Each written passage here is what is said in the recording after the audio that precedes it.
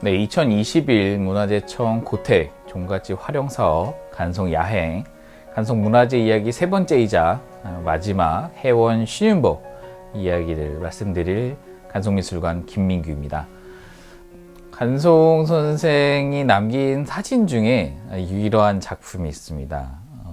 미인도를 구입하신 직후의 모습인 것으로 보이고요. 간송 선생님께서 미인도를 감상하시고 있습니다. 지금과는 이 미인도 주변 비단이 달라져 있어서 원본이 이렇게 생겼었구나 라는 그런 작품입니다. 얼마나 이제 간송 선생이 이 신윤복의 미인도를 사랑하셨는지도 알 수 있는 그런 사진이기도 하죠. 간송미술관은 사실 미인도 해원 신윤복 전시를 한다고 하면 사실 하루에 뭐 2-3시간씩 줄을 서서 들어오곤 하셨었습니다. 요때가 지금 가운데 보시면은 신윤복의 그 해원 전신첩이 이렇게 쭉 진열이 돼 있었고요. 이때 이제 정말 2시간, 3시간씩 줄 서서 관람을 하셨습니다. 그래서 을에 이럴 때는 신문 기사들이 이렇게 나죠. 뭐 김홍도 신윤복 그림을 보자. 간송미술관의 구름 관계 혹은 뭐 신윤복 열풍 1시간 관람하러 3시간 줄 쓴다 뭐 이런 내용들이 뭐 계속 인터넷과 신문들에 오르내리고 했었던 그런 기억이 있습니다. 어떻게 보면 이 간송미술관에서의 또 하나 추억이기도 하고 아마 이 강의 들으시는 분들 중에서도 저 때 줄을 서셨거나 혹은 줄이 너무 길어서 포기하셨던 분들도 아마 계실 것 같습니다. 그래서 현재는 간송미술관에서 관람을 할 수는 없지만 오늘 이러한 온라인상으로 해원 신윤복의 작품들을 조금이나마 감상을 해보도록 하겠습니다. 우리가 그 신윤복에 대해서 굉장히 잘 아는 것 같지만 뭐 소설로도 나오고 뭐 TV로도 나오고 드라마도 나왔죠. 근데 사실 신윤복은 역사에 단 한 줄 기록이 없습니다. 사실 뭐 생년이 1758년이라고 뭐 하고 있긴 하지만 지금 이 왼쪽에 그 족보를 이제 간략하게 위창 오세창 선생이 써놓은 건데 사실 이거 말고는 자료가 없습니다. 그리고 여기에 이제 그 신한평의 아들이다 라고 하는 게 나오는 거고 관직을 이제 첨사라고 하는 것까지 지냈다라고 기록이 되어 있습니다. 이거 말고는 사실상 신윤복의 기록이 거의 없어서 그런 소설, 영화들이 더 자유롭게 만들어지는 것 같기도 하고 조금 많이 좀 잘못 알려지는 것 같아서 조금 마음이 아플 때도 있긴 합니다. 그런데 이 신윤복에 대한 공식적인 기록이 없는 가장 큰 이유는 이 아버지 신한평이 도화서 화원으로 82세까지 활동을 합니다.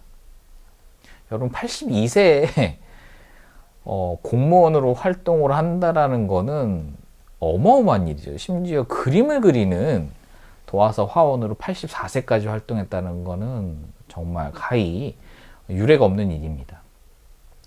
그런데 이 신한평이 84세까지 도화서 화원으로 활동을 했기 때문에 신윤복은 이 도화서에서 활동을 할 수가 없습니다. 왜냐하면 우리는 조선시대 상피제도라고 해서 혈연지간, 뭐 친척지간이면 같은 부서에서 근무를 할 수가 없어요. 그래서 신윤복은 사실상 도화서 활동을 못했던 것 같고 첨사라는 거를 지냈다라는 거는 이제 그 지방에 있는 그 군사 요충지들에서 아마 그 지도를 그리거나 하는 역할을 했었던 것 같아요. 근데 이 신윤복의 그림들 특징을 보면 인물화는 굉장히 섬세하게 잘 그리는데 아쉽게도 산수화는 잘 못 그립니다. 이게 이제 신윤복의 그림을 보시면은 좀 잘 나타날 수가 있고 그래서 사실 조선시대 기록에 신윤복이 안 나오는 이유 중에 하나가 산수화를 잘 못 그렸기 때문에 그런 것 같습니다. 왜냐하면 산수화를 조선시대에는 잘 그려야 성공을 하는데 신윤복은 고면에서는 조금 부족한 것이 있지 않았을까 라고 추정을 해볼 따름입니다.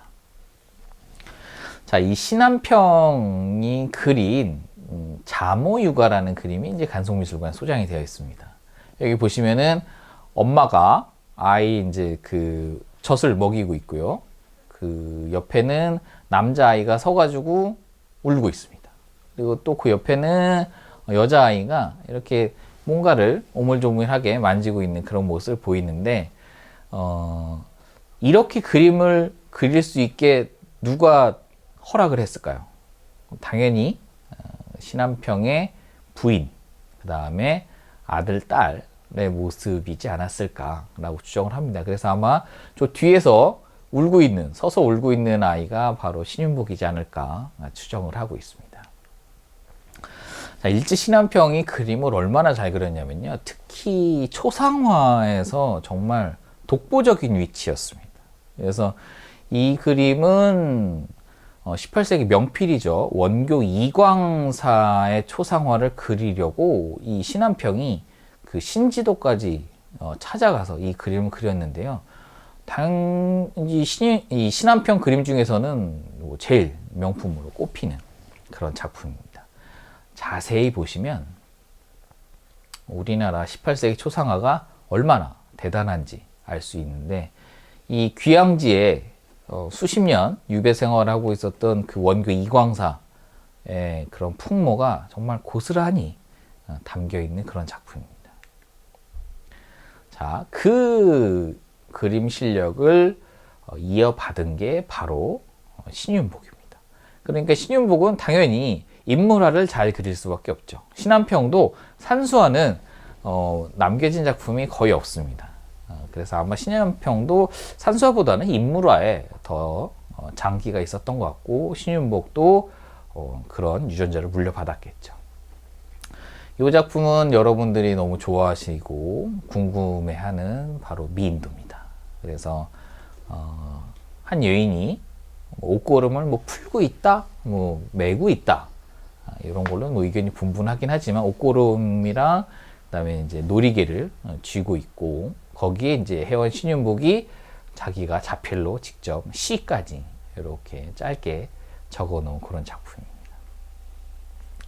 자, 이 그림을 보면은 이렇게 공개적으로 그림을 그린다 라고 하는 거는 아마 일반 사대부 여인은 아니었던 것 같고, 그래서 아마 기생이지 않을까 라고 추정들을 많이 하고 있습니다. 그래서 아마 신윤복이 뭐 좋아했을 수도 있고, 혹은 부탁을 받았을 수도 있고, 그러한 그림이라고 할 수 있고요. 사실 저는 이 미인도 볼 때마다 어떤 생각이 드냐면, 나중에 보여드릴 회원 전신첩에 나오는 여러 기생들이 있습니다. 근데 그 사람들하고 복식이 굉장히 유사해서 그 사람들을 같이 그린 게 아닌가 라는 추정도 해봅니다. 초상화의 대가였었던 아버지의 유전자를 물려받았기 때문에 신윤복도 정말 이 머리칼 표현은 대단합니다. 아주 그 작은 세필로 정성껏 한 올 한 올 다 머리카락을 그려 넣었고요. 그 다음에 요런 얼굴들, 이쁜 작고 되게 이렇게 약간 새침한 그런 모습들. 그래서 이 뭐 뒷머리라든지 귓머리라든지 이런 것들 살짝살짝 삐치는 그런 모습들도 되게 사랑스럽게 보이는 작품입니다. 그리고 논란이 되고 있는 이제 저고리에 고름을 풀고 있는 거냐, 뭐 메고 있는 거냐, 놀이개를 뭐 차고 있는 거냐, 그런 제가 보기에는 묶는 게 아닐까, 놀이개를 다시 묶는 게 아닌가라는 그런 모습을 볼 수가 있습니다. 여러분들 소매를 보시면 굉장히 소매 폭이 작죠, 좁죠. 네, 그걸로 봐서는 다 이제 조선 후반으로 가고 있구나라는 것을 알 수가 있습니다. 그래서 조선 전기에는 이게 품이 넓었습니다. 소매 품이. 그러다 점점 줄어드는 모습을 이러한 그림으로도 살펴볼 수가 있습니다. 그리고 저는 이 미인도에서 가장 절묘한 표현은 이 치마 표현이라고 생각을 합니다. 왜냐하면 이 치마는 여러분들 어떻게 보이실지 모르겠지만, 제가 보기에는 이거는 여름에 그린 것 같고요. 이 치마는 거의 제가 보기에는 100% 삼배로만, 삼배의 쪽 파란색 쪽물을 들인 그런 치마로 보입니다. 왜냐면 선배는 한 번 입으면 그 구겨진 자국이 펴지지가 않습니다. 다림질 하기 전까지.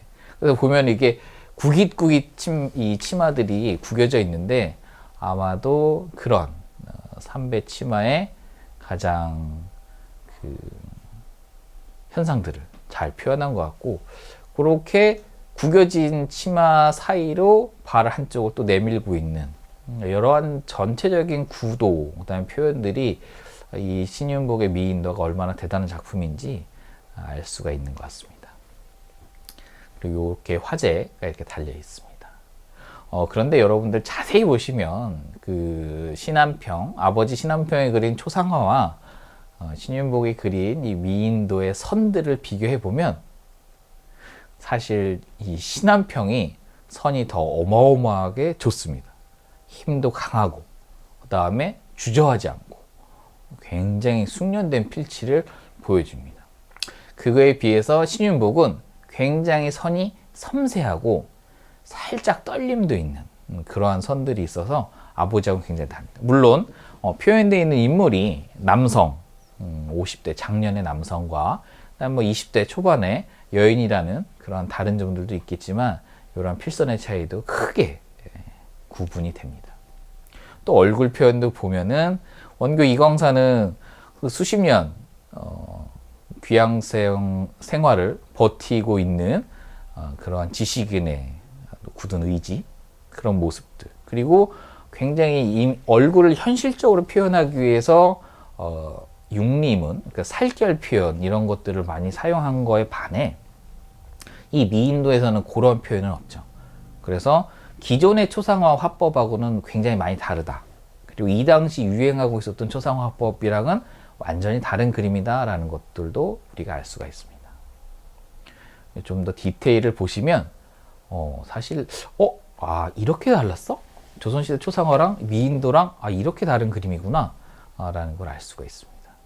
초상화라는 관점에서 보자면 신한평의 그림이 훨씬 더 우수하지만 여인을 그렸다라는 점에서, 그 다음에 여인을 가장 적극적으로 현실적으로 나타냈다는 점에서는 신윤복의 미인도가 더 뛰어난 기량을 발휘한다라고 할 수가 있을 것 같습니다.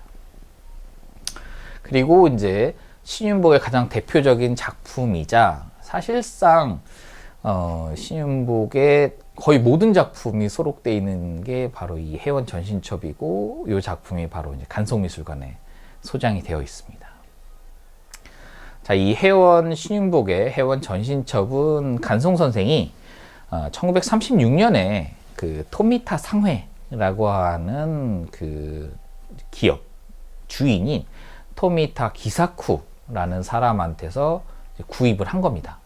그리고 이제 종이에다가 채색이 되어 있고요. 지금은 이제 전체가 이렇게 펴져 있지만 원래는 이렇게 좌우가 접히는 그런 그림책이었습니다. 그래서 총 그림은 31면 31작품이 담겨져 있고, 그래서 국보로 현재 지정이 되어 있습니다. 그래서 여러분들이 실제 작품으로 보시려면 몇 시간 줄을 서셔야 되기 때문에 오늘은 온라인으로 조금 중요 작품들을 중심으로 살펴보겠습니다. 앞서 말씀드렸다시피 이 해원 전신첩은 이미 그 일본 토미타 상회에서 가지고 있을 때부터 워낙 유명했었습니다. 그래서 일제시대에 이미 요거를 인쇄해가지고 뭐 담뱃값으로도 쓰고 이랬다고 해요. 그래서 그거를 너무 슬피 여겼던 간송 선생이 굉장히 거금을 들여서 구입하셨던 것 같습니다. 근데 얼마를 주셨는지는 기록이 안 남아 있는데, 이 당시에도 이미 굉장히 대중적으로 알려져 있던 작품이었기 때문에 우리가 상상할 수 없는 가격을 주시고 아마 인수를 하신 것 같아요. 그래서 담뱃값의 디자인으로 사용된다라는 거는 너무 가슴 아픈 일이죠. 그래서 간송 선생이 소장을 하시고 그 값어치는 더 높아진 것 같습니다. 그래서 그 이야기를 이렇게 위창 오세창 선생이 간송 선생이 구입한 내력에 대해서 적어 놓으신 글이 이 화첩 안에 들어가 있습니다. 자, 그러면 너무나 잘 아시는 단어의 모습을 그린 단어 풍정부터 살펴보겠습니다. 자, 여기는 뭐 훔쳐보고 있는 뒤에 이제 동자승들 뭐 2명 있기도 하고, 단오날 목욕하기도 하고, 그네 타기도 하는 그런 모습이 그려져 있죠.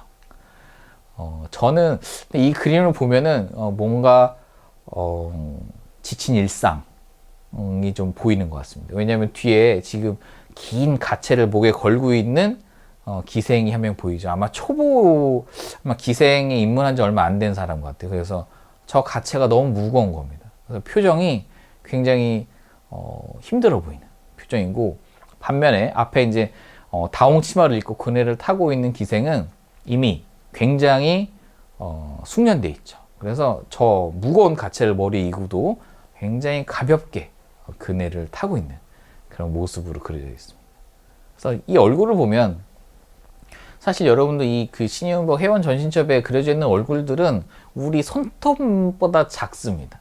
손톱보다 작은데 거기에 그렇다고 또 많은 획을 그리지도 않았어요. 눈, 코, 눈썹, 입술 이렇게만 그렸는데 그 사람의 표정이 그대로 담겨져 있습니다. 사실 저는 이게 회원 신윤복의 가장 장점이라고 생각을 해요.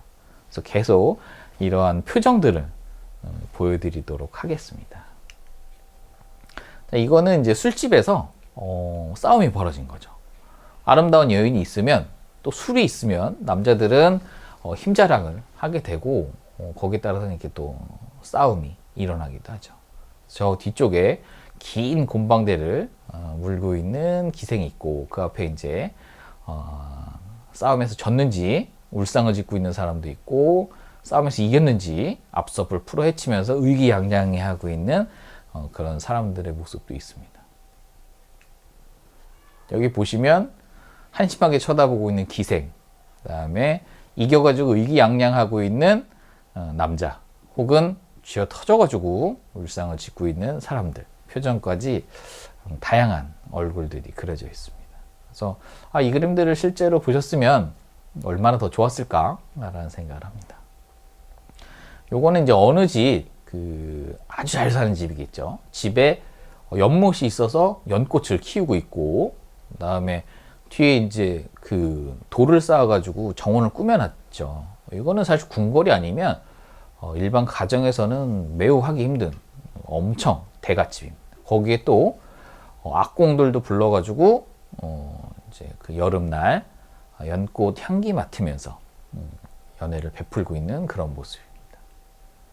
요거는 이제 집에서만 있기 좀 갑갑하니까 이제 한강에 배를 띄웠죠. 배 띄우고 차일 치고 그 다음에 기생들은 또 악기 불고 있습니다. 그래서 뱃머리에서 생황 불고 있고 그 다음에 저 천막 차일 밑에서 동자가 젖대 불고 있고 또 이제 젊은 선비들은 기생들 꼬시느라고 아주 정신이 없는 그런 모습들입니다. 아마 여름날 한강에서 이런 모습들을 아마 조선시대에는 흔히 볼 수 있었던 것 같고요. 조금 더 자세히 보시면 정말 이거는 딱 요새 현대적 감성이죠. 꼬시고 있고 노래 부르고 또 저 뒤에 왜 껴있는지 모르겠지만 갓쓰고 수염 긴 그 선비는 잘못 낀 것 같아요. 물주인 것 같은데 돈만 내고 본인은 이제 점잔을 빼야 되니까 그냥 가만히 서서 구경만 하고 있는 그런 모습들도 보이고 있습니다. 이 작품은 또 제가 좋아하는 작품인데요. 우리가 조선시대라고 하면 뭔가 좀 사람들 키도 작고 옷도 꾀재재하고 이럴 것 같지만 저 앞에 서 있는 선비를 보면 굉장히 늘씬하죠. 키가 크고 호리호리하고 건장하고. 그래서 이 활쏘러 가는 한량입니다. 한량. 묵과 급제를 하기 전을 이제 한량이라고 부르는데 오른손에는 이제 활을 들고 있고 왼손에는 화살을 들고 있죠. 그리고 화살을 든 손에는 손목에 이제 활 쏠 때 옷자락이 흘러내리는 것을 이제 방지하기 위해서 또 이제 덧댄 그런 옷들도 보이고 있습니다. 그래서 저쪽에서 이제 빨래하고 그다음에 이 가채를 만드는 겁니다. 그래서 머리카락을 사온 거를 씻고 말리고 묶어서 가채를 만들고 있는 모습을 흘낏 쳐다보고 있는 그런 모습입니다. 이 작품은 여러분들 너무 좋아하시죠. 월화정인이라고 해서 달 밑에서 뭐 정든 사람들 이렇게 이야기를 하는데 정말 그 흐뭇하게 우리가 볼 수 있는 그런 그림이기도 합니다. 그래서 아주 그냥 달도 웃는 것처럼 이렇게 아주 눈썹같이 아주 가늘게 표현을 해놨습니다. 그리고 가운데 이렇게 위아래로 줄이 있죠. 저게 바로 이 그림이 좌우로 원래 접히는 그림이었다라는 것을 여기 볼 수가 있는데, 신윤복이 또 절묘한 게 거기를 딱 담장의 모서리로 이렇게 그려놨습니다.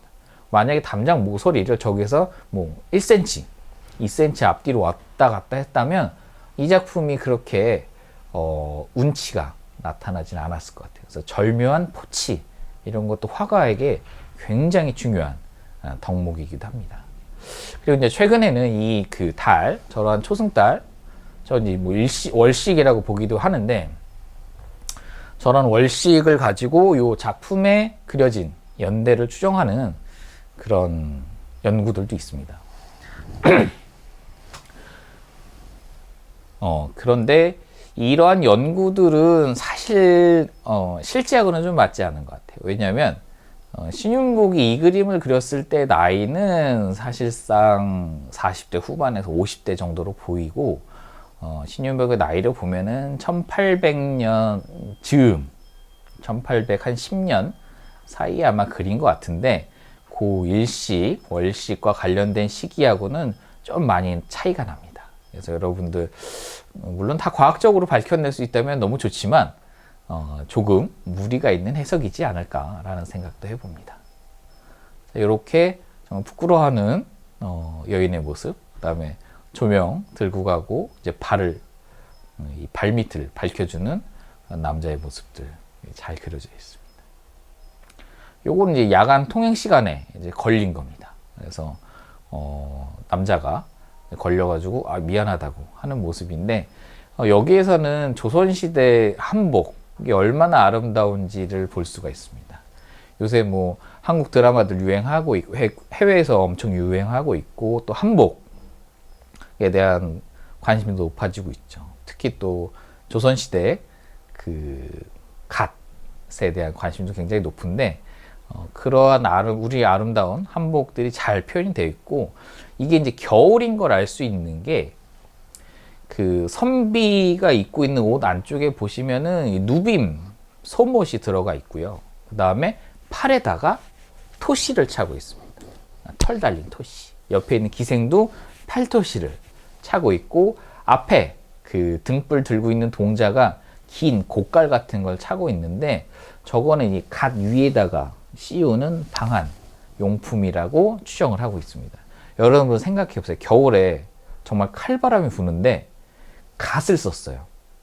갓에는 수없이 많은 작은 구멍들이 나 있습니다. 바람이 불면 머리가 아마 깨질 정도로 추웠을 거예요. 그래서 아마 그거를 막는 저런 토시도 있지 않았을까 추정을 하고 있습니다. 그리고 이 장면은 봄날에 각 집에서 말을 기생에다 말에다가 기생을 태워서 꽃놀이 가는 그런 그림입니다. 여러분들 조선시대 때 말을 키울 수 있는 거는 굉장한 금수저입니다. 왜냐면 말 가격은 그렇게 비싸지 않아요. 근데 말을 삼시세끼 다 먹여야 되고, 그 다음에 말을 키울 공간이 필요하고, 그렇기 때문에 지금 자가용을 끄는 거하고는 비교가 안 될 정도입니다.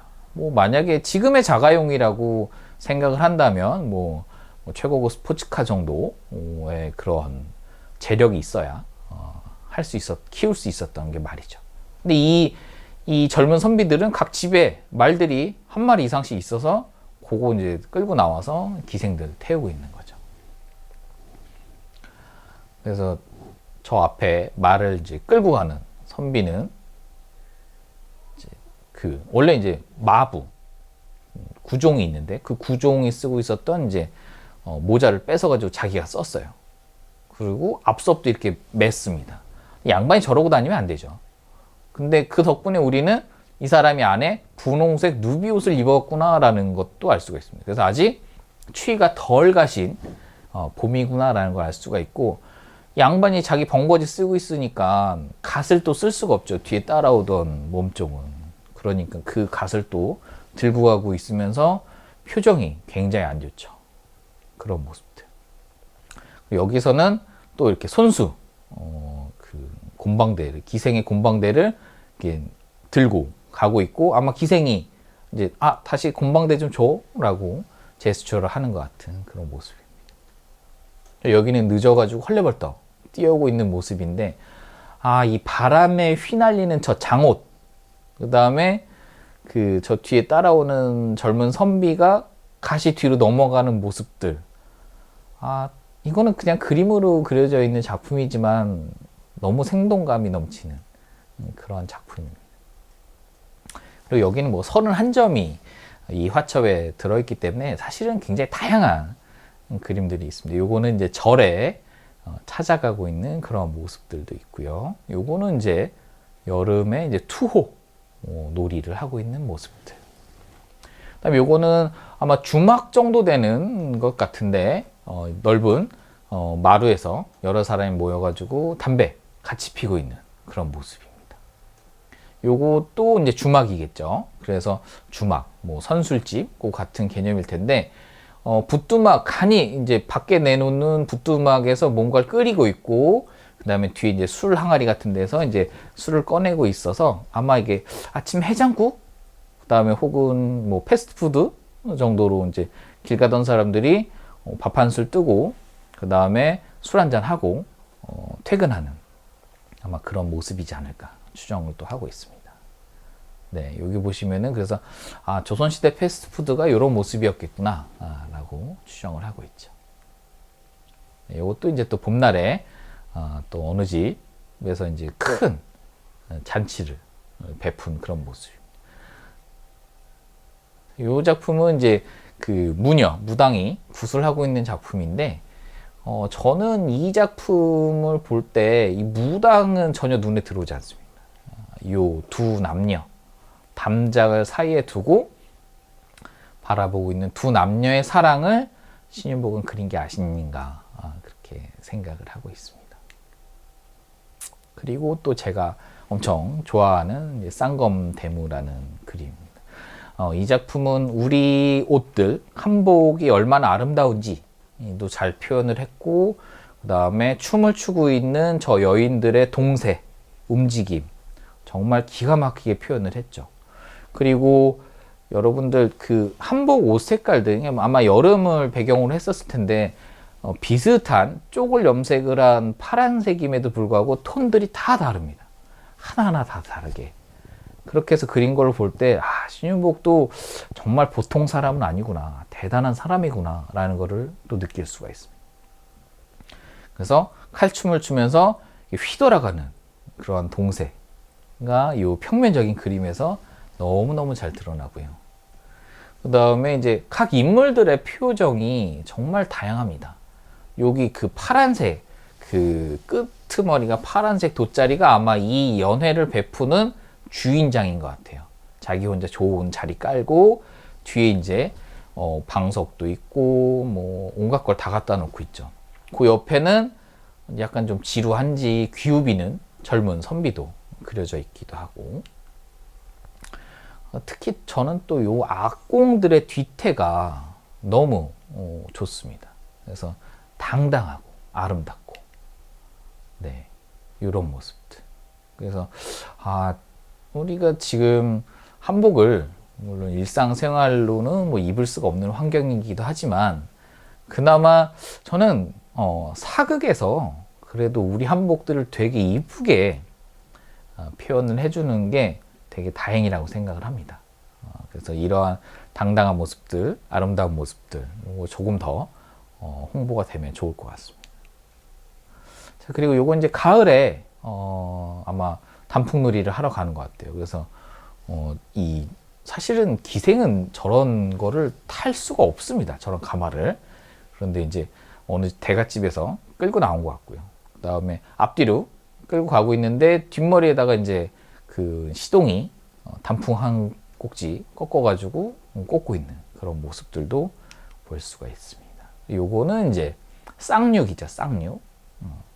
장기, 뭐 체스, 뭐 이런 거하고 비슷한 그런 게임 하는 그런 모습들도 볼 수가 있고, 어느 국화핀 가을날에 아마 새내기 기생인 것 같아요. 새내기 기생이랑 그 다음에 뭐 안 좋은 말로 뭐 기둥서방이라고 하는 사람, 뭐 머리 얹어주는 그런 모습들.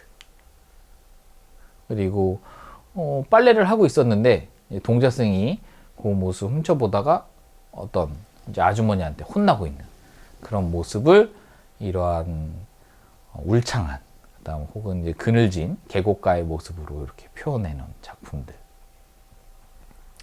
혹은 어느 이제 기생이 아마 그 기루인 것 같아요. 그래서 외출했다가 돌아오는 그런 모습들. 자, 그래서 이 신윤복은 가짜 그림들도 많습니다.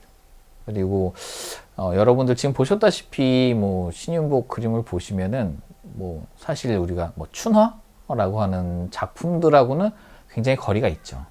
그래서 뭐 김홍도 신윤복이 춘화를 그렸다라고 주장하시는 분들도 계시는데, 사실 저는 전혀 그렇지 않다고 봅니다.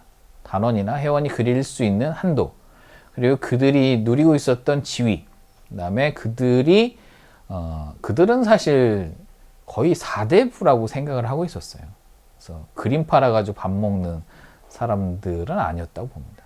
그런 사람들이 굳이 그런 그림을 그릴 필요도 없었을 뿐만 아니라, 제가 여러 이제 뭐 신윤복이나 김홍도의 그 춘화라는 작품들을 비교 분석해 본 결과, 여기 지금 글씨가 이제 여러 글자가 써 있는 게 신윤복, 아까 그 월화정인이고, 왼쪽에 있는 게 신윤복 춘화라고 하는 작품에 찍혀 있는 낙관하고 인장입니다. 근데 보시면 글씨가 굉장히 못 썼죠. 네, 저 글씨는 뭐 회원의 글씨가 아닙니다. 회원은 글씨가 정말 날카로우면서 달필이거든요. 굉장히 빨리 쓰고. 근데 저 글씨는 뭐 사인펜으로 쓴 것 같습니다. 그 다음에 저는 얼굴을 봐야 된다고 생각을 하는데, 여러분들 두 표정을 보시면 이쪽에 이제 얼굴이 좀 작은 그림들이 신윤복 그림이고, 왼쪽에 얼굴이 좀 큰 게 신윤복 그림이라고 이제 전래가 되는 그림인데, 오른쪽에 있는 신윤복 그림을 보시면은 이 잔치가 너무 지루하고 짜증나고 피곤하다라는 게 얼굴에 다 표현이 되어 있어요. 근데 옆에 있는 그림을 보면 이 사람들은 무슨 표정일까? 표정을 읽을 수가 없습니다. 얼굴에 표정이 없어요. 바로 이게 신윤복과 김홍도, 그리고 그거를 모방하려고 했었던 가짜 그림들과의 어마어마하게 큰 격차입니다. 그래서 여러분들이 혹시라도 주변에서 그런 작품들이 있다면 얼굴을 한번 자세히 보세요. 그러면은 저런 표정이 전혀 없을 겁니다. 그러면은 당연히 아니겠죠, 진품들이. 그래서 그런 것들 여러분들 잘 한번 살펴보시기 바라겠습니다. 저는 김홍도하고 신윤복은 전혀 춘화에는 손을 대지 않았다라고 생각을 하고 있습니다. 자, 여기도 표정을 보시면 아까 뱃놀이 하던 그림이죠. 그래서 뱃놀이 하는 강물을 이렇게 튕기고 있는 여자 기생, 엄청 표정이 새초롬하죠. 그리고 어떻게 하면은 좀 수작을 걸어볼까, 옆에 이제 턱 깨고 앉아있는 선비 표정도 정말 호시탐탐 노리고 있는데, 왼쪽에 있는 그림을 보면 역시나 무표정합니다. 어제 라면 한 2개 먹고 자다 일어나가지고 온 얼굴이 퉁퉁 부은 것 같은 그런 모습들이 보이죠. 바로 이게 이제 가짜의 수준입니다. 2-3시간에 걸쳐서 간송 전영필 선생께서 이제 수집하셨던 여러 작품들의 이야기들을 해봤습니다. 간송 선생이 남기신 자취, 그 다음에 모아놓으신 작품들을 통해서 또 뭐 겸재의 그림, 단원의 그림, 그다음에 회원의 그림을 진면목도 알 수 있었고, 어떠한 가치를 가지고 있었는지도 알 수가 있었습니다. 그래서 뭐 저도 간송미술관에서 이제 근무를 하고 있고 연구를 하고 있지만 늘 간송 선생이 품으셨던 그 큰 꿈들이 지금 조금 실현이 되는 것이 아닌가. 우리도 이제 문화적으로 세계에서 세계 내놓아도 손색이 없고, 세계에서 우리나라 예물들을 문화적으로 환호하고 있는 이런 시점에 있을 때, 아, 정말 선견 지명이 있으셨구나. 그리고 우리가 그 혜택을 잘 누리고, 그 다음에 우리도 또 더 발전시켜야 되겠구나. 라는 생각을 하게 됐습니다. 그래서 긴 시간이었지만 이런 오늘 세 강좌에 걸쳐서 이야기들을 마무리 드리고, 간송 선생님께서 이제 잠들어 계신 모습 보여드리면서 오늘 강의는 이것으로 마치도록 하겠습니다. 다음에 다시 뵙도록 하겠습니다. 감사합니다.